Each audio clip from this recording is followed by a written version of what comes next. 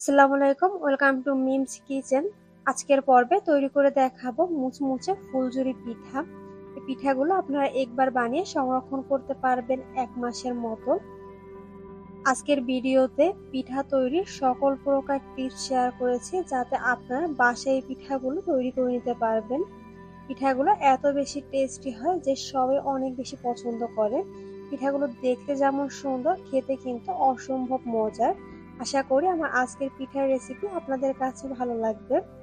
পিঠা বানানোর জন্য প্রথমে আমি একটি মিক্সিং বলে নিয়ে নিচ্ছি একটি রুম টেম্পারেচারে থাকা ডিম, 1/3 কাপ চিনি দিয়ে দিচ্ছি। চিনির পরিমাণ আপনারা আপনাদের টেস্ট অনুযায়ী কম বেশি করে নেবেন। দিয়েছি স্বাদ মতো লবণ। এখন ডিম ও চিনি খুব ভালোভাবে ফেটে নিচ্ছি যতক্ষণ না পর্যন্ত চিনি পুরোপুরি মেল্ট হয়ে যাচ্ছে। চিনি যখন পুরোপুরি মেল্ট হয়ে যাবে ঠিক এই পর্যায়ে আমি দিয়ে দিচ্ছি 1 কাপ পরিমাণ ময়দা, আর দিব 1 কাপ পরিমাণ আতপ চালের গুঁড়ো। আমি এখানে ভিজা চালের গুঁড়ো ব্যবহার করেছি। আর দিচ্ছি 1/4 কাপ পরিমাণ গুঁড়া দুধ। এই গুঁড়া দুধে কিন্তু এই পিঠার টেস্ট ভালো আসবে। এখন অল্প অল্প নরমাল পানি দিয়ে আমি ব্যাটার তৈরি করে নিচ্ছি।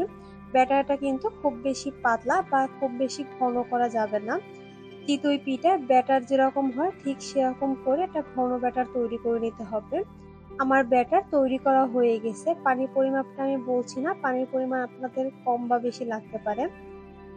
আমি আপনাদেরকে ব্যাটারের কনসিস্টেন্সিটা দেখিয়ে দিচ্ছি, খুব বেশি পাতলাও না আবার খুব বেশি ঘনও না। এখন চলে যাচ্ছি পিঠা ভাজার জন্য। পিঠা ভাজার জন্য আমার লাগবে এরকম একটি সাজ, আর এই সাজগুলো আপনারা যে কোনো কুকারেজের দোকানে পেয়ে যাবেন। এখন এই সাজটাকে আমি তেলের ভিতরে রেখে দিব, আর চুলার আঁচ একদম হাইতে রেখে আমি তেলটাকে একদম দোটা গরম করে নিয়েছি যাতে সাজটা খুব ভালোভাবে গরম হয়ে যায়। এরপর চুলার আঁচ একদম লো করে দিয়েছি, আর সাজটাকে এভাবে হালকা করে ঝাঁকি দিয়ে এক্সট্রা তেলটা ঝেড়ে ফেলে দিচ্ছি। তারপরে ব্যাটারির ভিতরে ডিপ করে সরাসরি আমি তেলে দিয়ে দিচ্ছি।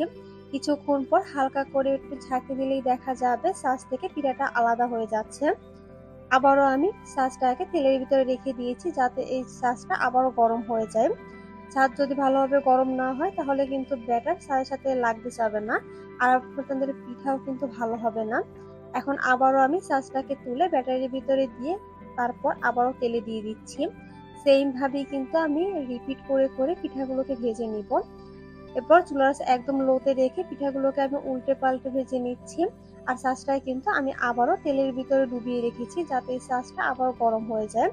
ছাঁচ যখন গরম হয়ে যাবে তখন আবার আমি ব্যাটারির ভিতরে দিয়ে তারপরে এই পিঠাগুলোকে ভেজে নিব। আর দেখতেই পাচ্ছেন একটি পিঠাও কিন্তু ছাঁচের সাথে লেগে যাচ্ছে না।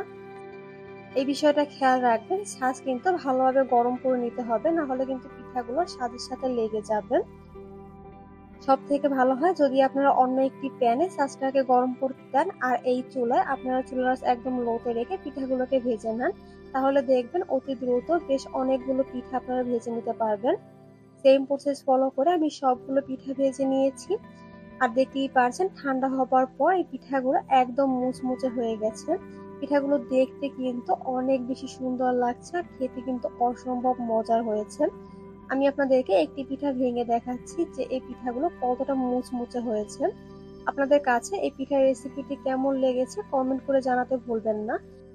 এরকম সিম্পল রেসিপি পেতে চ্যানেল সাবস্ক্রাইব ও পেজ ফলো করে দিবেন। আজ এ পর্যন্ত, আল্লাহ হাফেজ।